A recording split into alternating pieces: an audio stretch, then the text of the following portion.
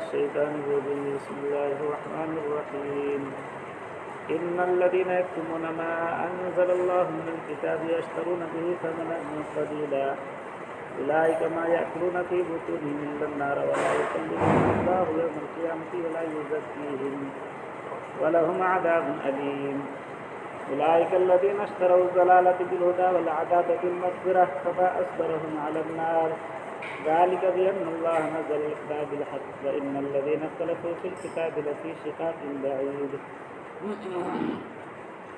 اس سے پہلے جمعہ کی بات آئی تھی اس میں کہ اپنی مرضی سے کوئی چیز آدمی حلال نہیں کر سکتا ہے اور کوئی چیز حرام نہیں کر سکتا.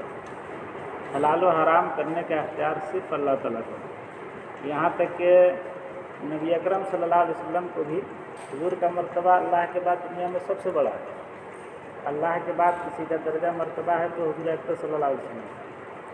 لیکن حلال و حرام کرنے کا اختیار حضور صلی اللہ علیہ وسلم کو بھی نہیں. تو صرف یہ پاور صرف اللہ کے پاس ہے, اس کے علاوہ کسی کے پاس. یہ بات ہے کہ یہ پاور صرف اللہ کے پاس ہے.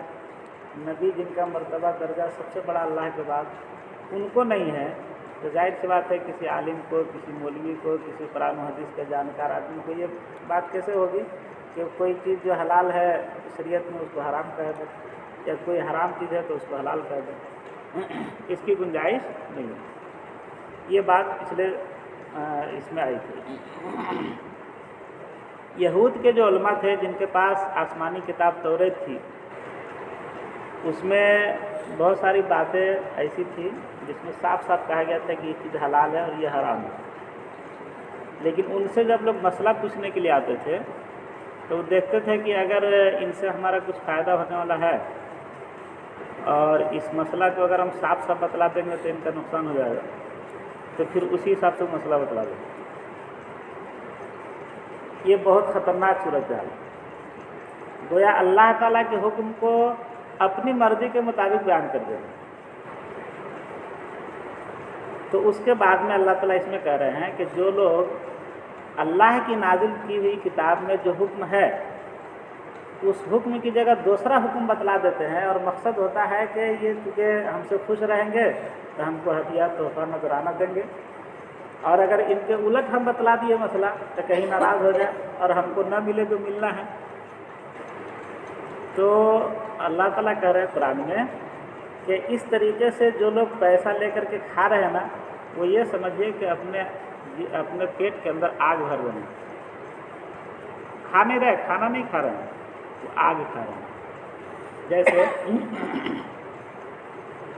کوئی چیز بہت مزیدار بنی ہوئی ہو اور اس کے اندر زہر ملا دیا جائے اور آدمی اس کو کھا لے, تو کھانے میں تو اس کو اچھا لگے گا, لیکن زہر جب اپنا اثر پیٹ میں دکھائے گا نا تو بالکل آگ کی طرح. تو ایسے ہی ان کو کھانے میں اچھا لگ رہا ہے, لیکن اس کا اثر جو ہوگا نا وہ بالکل آگ کی طرح ہوگا ان کے پیٹ میں. آخرت میں اس کا حساب ہوگا. یہ کہہ رہے ہیں ان الذین یکتمون ما انزل اللہ من الکتاب, جو لوگ چھپاتے ہیں اس بات کو جس کو اللہ نے کتاب میں اتارا ہے, جو بات اللہ نے کتاب میں اتارا ہے. وَيَشْتَرُونَ بِهِ ثَمَنًا قَلِيلًا, اور اس کے بدلے تھوڑا سا معاوضہ لیتے ہیں. ظاہر سی بات ہے دنیا کا کوئی بھی بدلہ تو تھوڑا ہی سا ہوگا, کتنا دے دے گا کون چیز. اولئک ما یأکلون فی بطونہم الا النار, یہ لوگ اپنے پیٹوں میں آگ بھر رہے ہیں. یعنی یہ سمجھیے کہ یہ جو کھا رہے ہیں نا وہ بالکل آگ کھا رہے ہیں, صحیح معنوں میں کھانا نہیں. اور یہ چیز ہر حرام لقمے کے بارے میں ہے. جیسے ان کا غلط مسئلہ بتلا کر کے پیسہ لینا, نذرانہ لینا, یہ حرام ہے, اور یہ جو کھا رہے ہیں آگ کھا رہے ہیں. اسی طریقے سے کسی بھی آدمی کا غلط طریقے سے کوئی پیسہ لے لینا یا اس کے کھانے کی کوئی چیز لے لینا اور اس کو کھا جانا, یہ ویسی ہے جیسے وہ کھاتے تھے نا حرام, اور آگ قرآن نے کہا کہ آگ کھا رہے ہیں. بالکل اسی طریقے سے یہ مسئلہ ہے. قرض لے لیا اور دینے کا نام نہیں, اور موقع ملا تھوڑا سا تو فلاں کی چیز دب گئی, کوئی امانت رکھی ہوئی ہے وہ چپ کر گئے. تو یہ سب چیزیں اس میں شامل ہیں. حرام کی جتنی شکلیں سب اس میں شامل ہیں. ایک تو یہ کہ اللہ نے کہہ دیا کہ آگ کھا رہے ہیں، دوسری سزا کیا ملے گی؟ لا یکلمہم اللہ یوم القیامہ، قیامت کے دن اللہ ان سے گفتگو نہیں کرے گا، بات نہیں کرے گا۔ تو کافروں سے تو ویسے بھی بات نہ کرنے کا ہے، یہودی تو ایسے بھی قرآن کے آنے کے بعد کافر تھے، تو اللہ تعالیٰ ایسے بھی ان سے بات نہیں کریں گے۔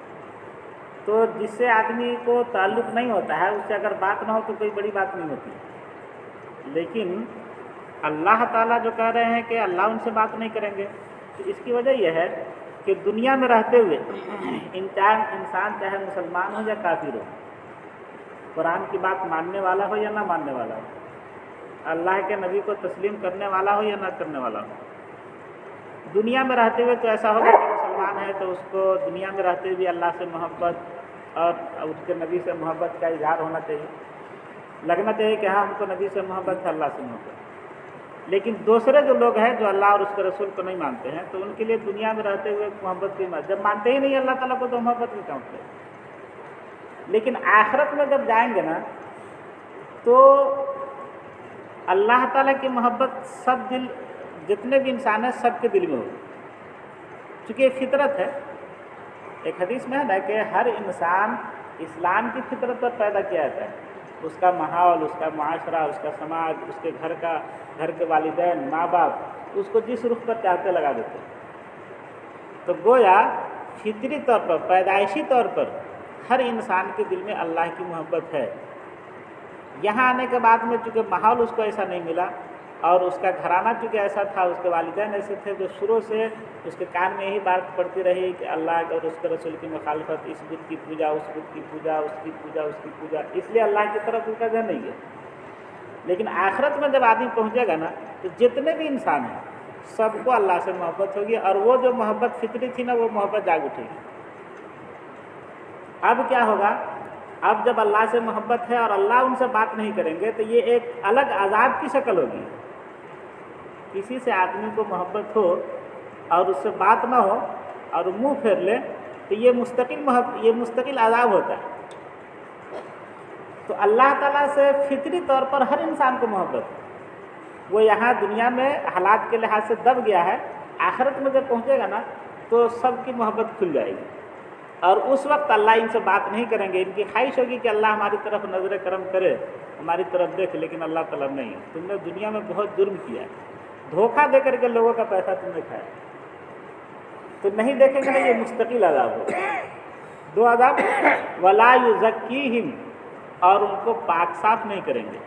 پاک صاف کرنے کے کیا مطلب ہے کہ دنیا میں جیسے مسلمان ہیں، اللہ پر ایمان ہے ان کا، آخرت پر ایمان ہے، اللہ کے رسول پر ایمان ہے، لیکن عملی کمی ہے، عمل میں کمی ہے۔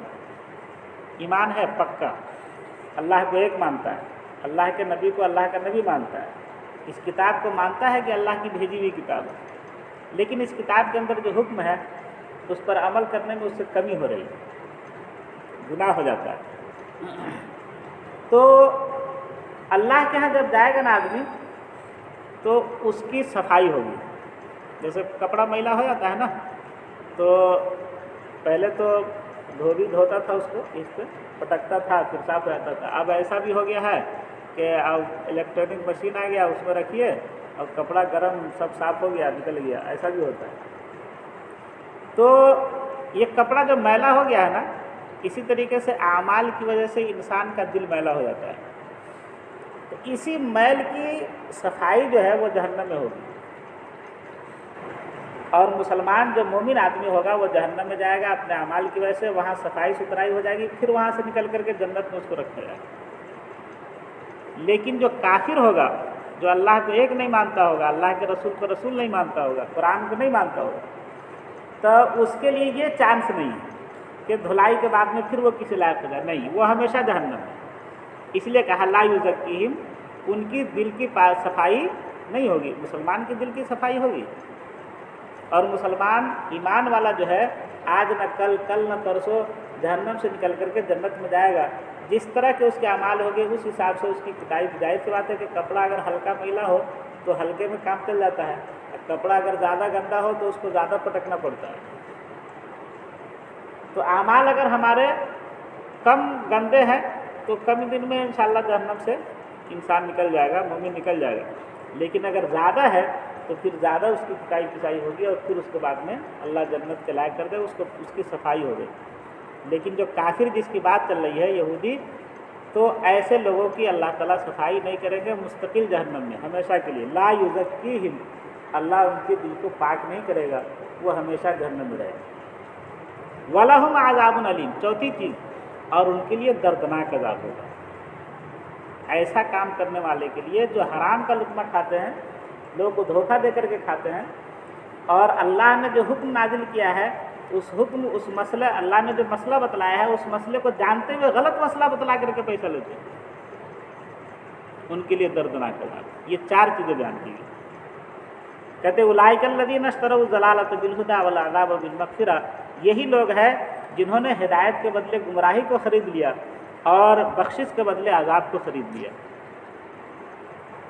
گمراہی، ہدایت کو بیچ کر کے گمراہی خریدا، اور مغفرت اللہ کی بخشش کو بیچ کر کے اپنے لیے عذاب خریدا، خود خریدائی۔ فما اصبرهم علی النار، یہ آگ پر کتنے دلیر ہے، آگ کے اوپر کتنے دلیر ہے، مطلب یہ کہ ان کو اتنا بھی خوف نہیں ہے کہ ہم کو جہنم میں جانا پڑے گا، اتنی دلیری کے ساتھ یہ کام کر رہے ہیں۔ فما اصبرهم علی النار، آگ پر یہ کتنے دلیر ہیں، کتنا ان کا دل مضبوط ہے کہ آگ میں جلنے کی دھمکی کو بھی ان کے اوپر کوئی اثر نہیں پڑتا۔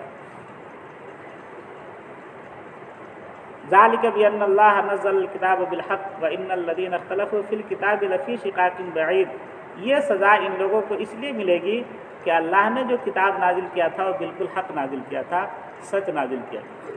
اللہ کی نازل کی ہوئی کتاب وہ تو بالکل سچ ہے، حق ہے، اور اس میں گھٹا بڑھا کر دینا اور اس میں مسئلے کو پلٹ دینا یہ بہت بڑا جرم ہے، اس لیے یہ عذاب ہوگا۔ ذالک بأنہم، یہ عذاب اس لیے ہوگا کہ ان لوگوں نے کہ اللہ نے وہ کتاب نازل کیا جو بالکل حق ہے، سچ ہے، اور اس میں ان لوگوں نے تبدیلی کیا ہے۔ ان الذین اختلفوا فی الکتاب، اور جو لوگ اللہ کی کتاب میں اختلاف کر رہے ہیں، لفی شقاق بعید، وہ دور کے اختلاف کی وجہ سے کر رہے ہیں، دور کے ضد کی وجہ سے کر رہے ہیں۔ عام طور پر جو جیسے قرآن شریف کی مثال ہے، اللہ کی کتاب ہے، ابو جہل نے کہا حضور صلی اللہ علیہ وسلم سے کہ اے اللہ کے نبی، اے محمد، ہم جانتے ہیں کہ تم جھوٹے نہیں ہو، 40 سالہ زندگی تمہاری مکہ میں گزر چکی ہے، لیکن ایک بھی جھوٹ کا واقعہ تمہارے اس پر تجربہ نہیں کیا گیا، اس لیے تم سچے ہو، ہم مانتے ہیں۔ لیکن یہ جو کتاب ہے نا، قرآن، جس کے بارے میں تم کہتے ہو کہ فرشتہ میرے پاس لے کر کے آتا اللہ کی جانب سے، اور جس کی وجہ سے تم نبی بن گئے ہو، اس کو ہم نہیں مانتے، اس سے تمہارا درجہ بڑھ جائے گا نا، تمہارے خاندان کی عزت بڑھ جائے گی، ہمارا خاندان جو ہے پیچھے رہ جائے گا۔ تو یہ ضد کی بات ہے نا، ضد کی بات ہے، تو یہ ضد کی وجہ سے وہ لوگ اختلاف میں پڑے، نہیں تو اتنا ابو جہل بھی جانتا تھا کہ حضور صلی اللہ علیہ وسلم بالکل جو فرما رہے حق فرما رہے۔ آج یہ معاملہ صرف ابو جہل کے ساتھ نہیں ہے، ہمارے آپ کے ساتھ کوئی اچھی بات، بالکل سلجھی ہوئی بات، ماننے والی بات، اگر فلاں خاندان کا کوئی آدمی بول رہا ہے، اس کے بولنے سے کیا ہوگا؟ یہ ذہنیت ایک مسلمان کی ذہنیت نہیں ہے۔ اچھی بات کہیں سے بھی ملے، چاہے بولنے والا کوئی بھی ہو، اگر وہ صحیح بات بول رہا ہے تو ہم کو اس کو ماننا ہے کہ نہیں، چاہے وہ خاندان اس کا جیسا، اس کی بات ماننے کی وجہ سے ہمارا خاندان چھوٹا ہو جائے گا، اور اس کی بات ماننے کی وجہ سے ہماری ناک کٹ جائے گی۔ یہی ناک کا مسئلہ ابو جہل نے بنایا تھا۔ تو قرآن یہ کہہ رہا ہے کہ جو لوگ اختلاف کیے نا قرآن سے، وہ صرف ضد کی وجہ سے، دور کے ضد میں گمراہی میں وہ پڑ گئے تھے، اس لیے ان لوگوں نے اختلاف کیا، نہیں تو اختلاف نہیں کیا۔